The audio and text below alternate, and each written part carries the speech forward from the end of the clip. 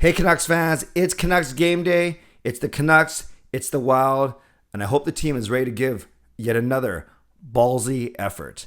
I'm Canuck Clay, and this is my Canucks take on One Take. It's Clay's Canucks commentary for Thursday, March the 24th. If you're new, here's what you should do. Hit the subscribe button now for daily Canucks insight that's positive, timely, and trustworthy.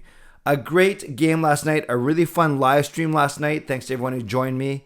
And yeah, the Canucks, in JT Miller's words, the ballsiest effort of the season. And that's what's going to take from here on in for the Canucks to make the playoffs. I will talk about that in a second. I won't talk too much about last night's game. I did my own post-game vlog. I did my own live stream. But obviously the biggest story coming out of last night's game was the play of Jaroslav Halak. Much maligned in this market. Rumors about him maybe waving, not waving. The whole dust-up with Boudreau that wasn't a dust-up. I'll get to that in a second. But really, it was Jaroslav Halak's night, shutting down the best team in the entire NHL, allowing only one goal, a power play goal by Nazem Kadri early in the third, and that was it.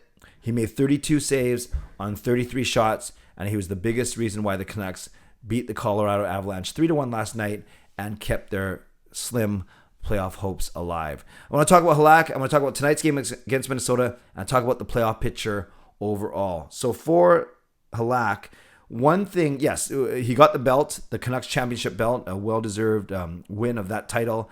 And when questioned by Thomas Drance about that exchange we saw on Hockey Night last Saturday or a week ago, it was the question of, I guess it was last Saturday. It was when Halak got put in the net to start the third period. It was Boudreau telling him on the bench. And it looked like Halak was mad. It looked like Halak was upset. It looked like Halak was surprised. But Halak, as Boudreau tried to diffuse it earlier in this week, Halak also said, no, I just want to make sure that I heard him clearly that I was indeed going in, and that's why I asked Red, the trainer, if that was the case. Sure, there was a bit of gesticulation, there's a bit of body language, and obviously things can be misconstrued. And I know obviously too, Halak and Boudreau do not want to make a big deal of the situation right now and cause a distraction, but I think let's take them at their word that Boudreau said that he told Halak to be ready to go in anytime once they let in the fourth goal to Calgary, and sure enough, it was Halak going in basically after the fifth goal at the start of the third period. So doesn't matter. That's all behind. That was ages ago. That was a full 5 days ago. Let's move on to tonight. So once again, congrats to Jaroslav Halak for a great game. Tonight, the Canucks take on yet another Central Division opponent in the Minnesota Wild. And I was joking that I put a tweet out this morning saying it's appropriate that they're playing the Wild tonight. They're playing the Blues on Sunday, throwing a Dallas game on Saturday. Sorry, they're playing the Blues next Monday, because the Wild and the Blues right now are the Blues and Wild are second and third respectively in the Central Division. And I said the Canucks will have to play one of those teams in the Central, in the playoffs, once they dispose of the Colorado Avalanche in the first round. Obviously, that was a bit of a joke. It was a big joke, actually. I'm not sure the Canucks are even going to make it there, let alone knock off the Avalanche, but I was having some fun nonetheless. And I'm sure Avalanche fans are quaking, shivering, scared in their boots, shaking in their boots at the prospects of a first-round matchup against our Vancouver Canucks. The only lineup change I expect, and we don't know because they didn't do a game day skate, they're not doing media until later today. The only lineup change I expect is indeed Demko coming in for Halak. Despite how well Halak played, you got to play your starter, especially on a back-to-back, especially when there's travel in between on the road.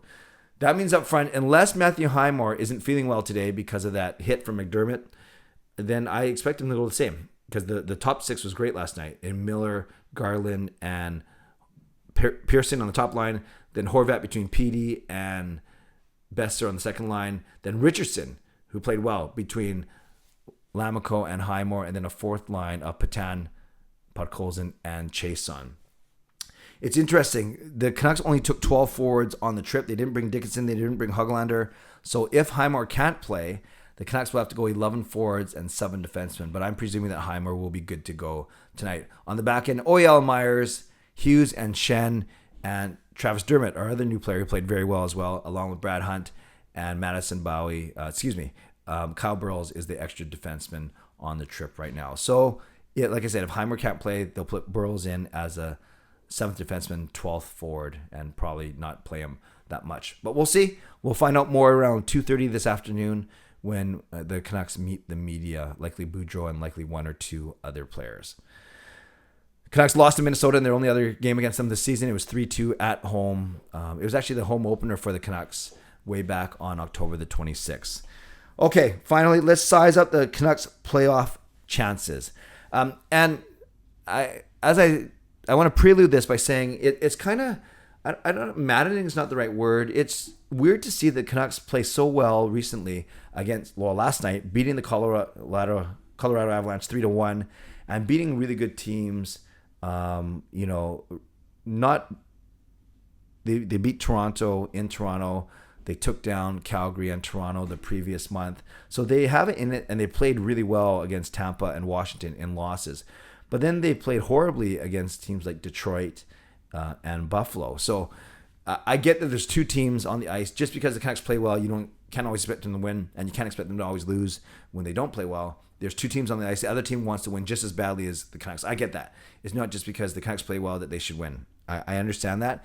But even JT Miller, who's so frank in his post games, he was saying that the Canucks need to put in that effort every single game, not take anyone for granted and not take any games off. So having said that, the Canucks has 17 games remaining. So they played 67 games, and right now, they played 65 games, and they have 70 points in those 65 games. So they have 70 points in those 65 games. If we set the playoff bar at 96 points, then in their final 17 games, the Canucks would have to go 13-4, or an equivalent of that, either 13-4 or 12-2-2. No, 12-3-2. So 13-4 or 12-3-2. Both of those get you 26 points. So that's tough, right? 13-4, 12-3-2. If you reduce the playoff bar to 95 points, then you can go. Well, then it's kind of weird because you need 25 points. So, you can go 12-4-1. So 12-4-1 would get you 25 points, and you think you only need 24 points to get to 94 points. Then you can actually afford to go 12-5 or 11-4-2. Regardless, the Canucks cannot lose more than 4 or 5 games for the remainder of the season. So as I've done every week, I want to ask you how you feel about the Canucks' slim playoff chances. Does last night's game performance give you more hope, or are you still saying it would be nice, but it's a little bit unrealistic at this point and time? So give me your playoff feelings right now, and of course, give me a score prediction and first Canucks goal scorer. I said in my live stream that I'm going to go back to Old Faithful. I'm going 4-2 Vancouver, and I'm saying that it's going to be Petey that scores the first goal. So 4-2 Vancouver. Pettersson scoring the first goal for the Canucks. Would love to know your predictions in the comments below. Shout out to my sponsors, Perform and Transform, personal training and weight loss. Sign up now for a free 7-day trial. Use the link in my video descriptions. And to Van City Experts Real Estate Group, contact Jason Lim and his team for all of your real estate needs. Also, thank you to legendary Lucas Gates, legendary Justin Credible, legendary Andrew Chang, Hall of Fame members, Jens95, Sim Alexander, Chris Seifert, Adam Broomfield, Shannon Hollingworth, HSM Fangirl Gaming, Smooth Groove, and Carol Bovenlander. Thank you for your support as always.